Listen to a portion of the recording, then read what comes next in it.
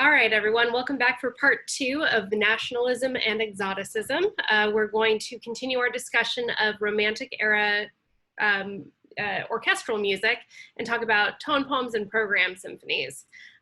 In this particular segment, we're going to look at 3 different pieces by actually Russian composers.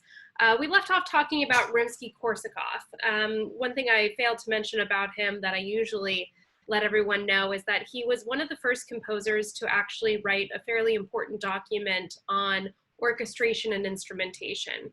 He wrote a treatise and a sort of guidebook for composers, which outlines a number of the different timbral qualities of each of the instruments of the orchestra. A document like this hadn't really been compiled before this point, so somewhat important and also makes note of some interesting combinations that are possible within the orchestra. So Romantic era composers by and large were very interested in trying to squeeze as much diversity as possible, as many different colors out of the orchestra as they could imagine, with the use of, more extended techniques, using instruments in non-traditional ways, but also the use of secondary instruments within the instrumental families, in particular the woodwind family and the brass family, and percussion. Rimsky-Korsakov wrote Scheherazade, which we listened to, a program symphony because it is a multiple movement work that tells a story. We're going to jump back in and talk about Igor Stravinsky. He's more of a 20th century figure, but he indeed studied with Rimsky-Korsakov, and his score that accompanies the Firebird, which is a ballet, is quite cinematic in its approach. The Firebird is a folkloric story that is native to Russia. So again, we're investigating this idea of nationalism and exoticism, and in this case, nationalism, as Igor Stravinsky is from Russia, and he had a number of works that really did have strong Russian themes to them. So Firebird, written in 1910, has some 20th century attitude towards it, a little bit more dissonant, but definitely has this very cinematic quality and rhythmic inconsistency to it that makes it a piece that perhaps aligns more with the characteristics of the Romantic era. So why don't we go ahead and listen a little bit to Igor Stravinsky, the end, the finale of Firebird, written in 1910.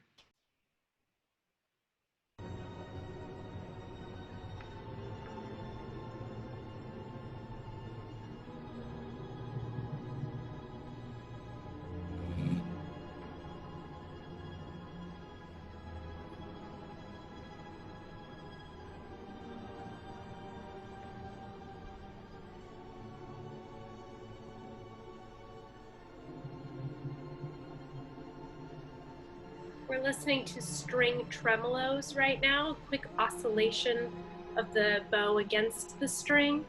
Not quite an extended technique, but certainly beyond the point of just arco bowing. Very soft dynamic level.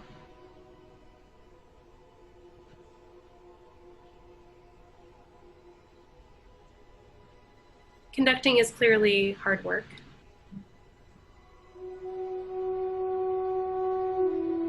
Solo voice that we're listening to right now is the French horn, brass family instrument. So this is the family that is more represented in literature from this and repertoire from this period.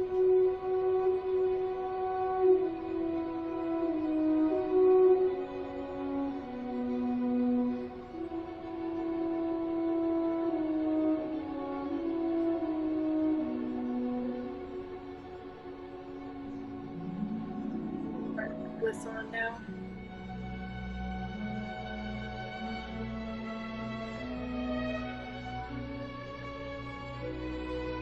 So before we didn't have a strong sense of time, we have a little bit more of a sense of pulse at this point.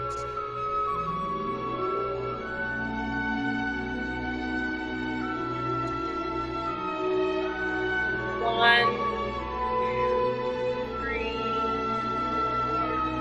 one, two, three. So we're accelerating, pushing forward in time and volume.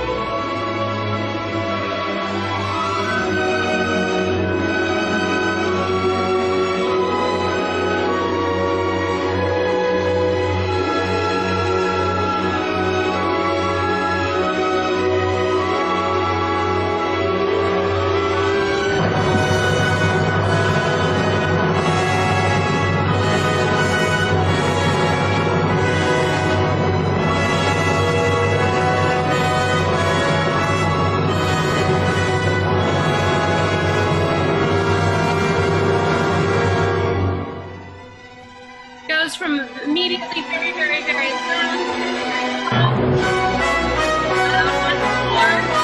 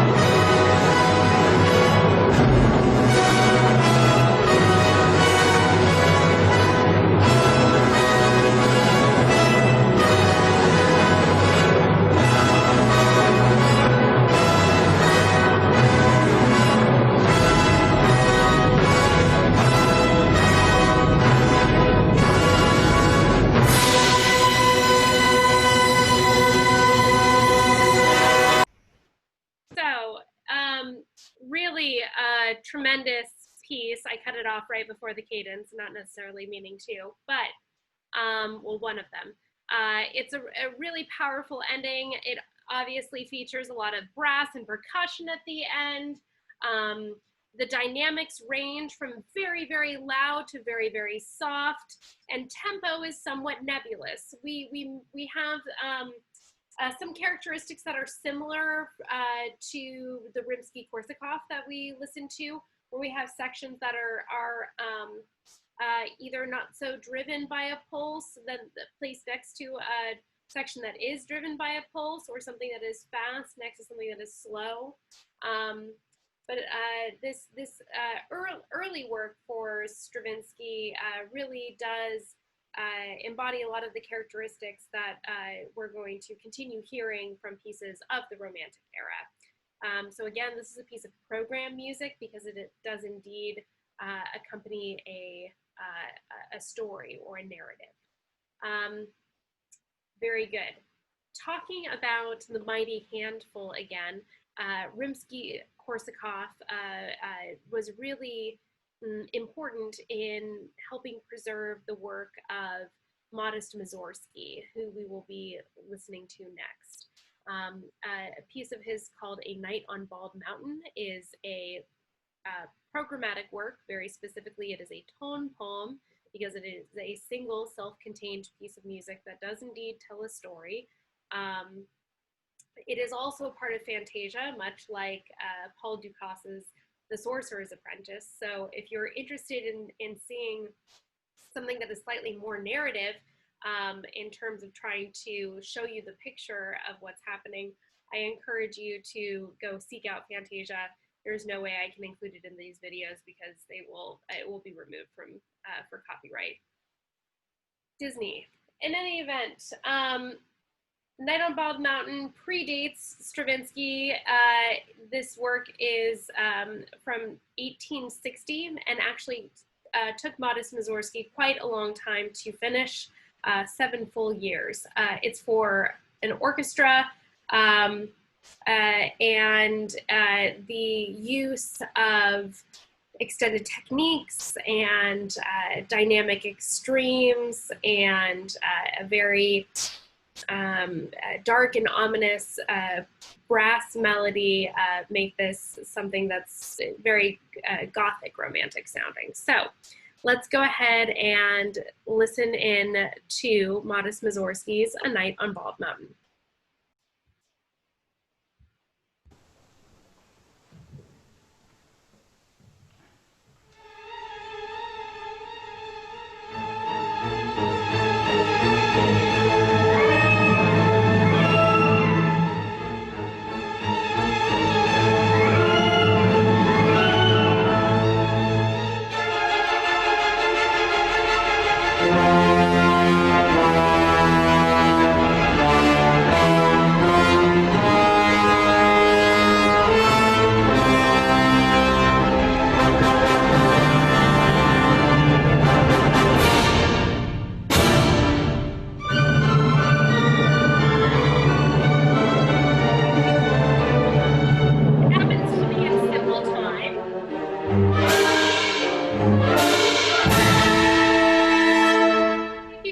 The conductor. 1,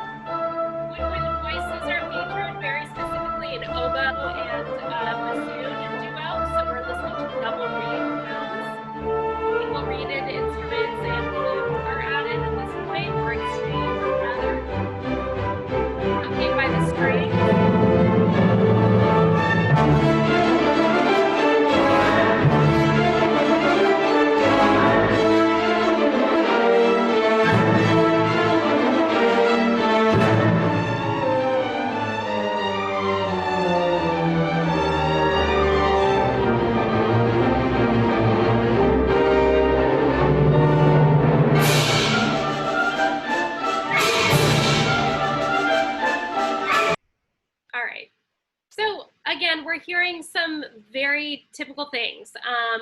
A lot of featuring of the woodwind and the brass family, inclusion of the percussion family, much more so than we heard in the classical era. And in this case, we don't have as much rhythmic or metric diversity as we did in the Rimsky-Korsakov or the Stravinsky piece. This is much more straightforward in 4/4, simple time, and even more straightforward in terms of texture. It is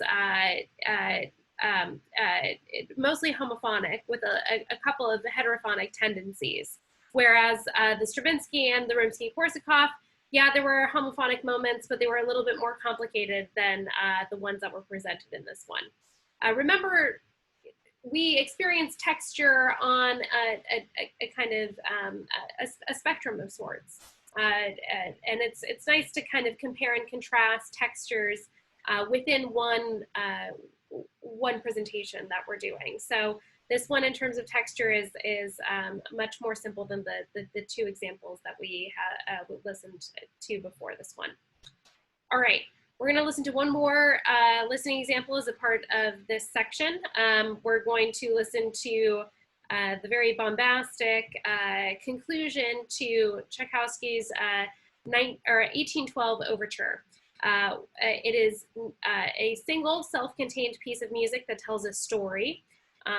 If you don't know about the War of 1812, you can definitely look it up. But we're going to hear some anthems and some tunes that are associated with particular regions. that help illustrate the conflict and the resolution of the conflict. Aside from the programmatic detail, which is of course a sort of narrative retelling, we're going to hear some of the same and very consistent things that we've heard in the previous listening examples. Specifically in this one, we're going to hear a lot of tendency to use the brass instruments and percussion instruments. So the strings are no longer at like just the forefront of the ensemble. There's a little bit more diversity in who gets to play the melody and who gets to be the accompaniment for the most part. So as a reminder, in the description of these videos, there are links to the playlist, which you can access on YouTube through a separate list, or Spotify. So if for whatever reason my videos get cut out of, or the embedded music videos get cut out of my initial video, please reference those links to watch the video that does get cut out. I can't necessarily always ensure that everything is going to make it into these files. Okay, very good. So let's go ahead and listen to 1812 Overture.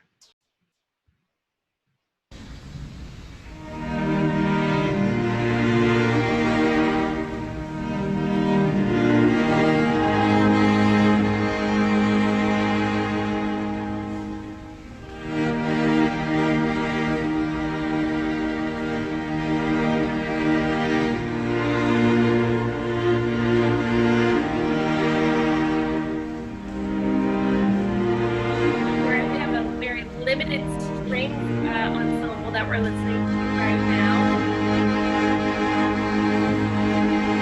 And Romantic era are really into the idea of contrast. So we're going to hear a limited part of the ensemble first before everyone of it.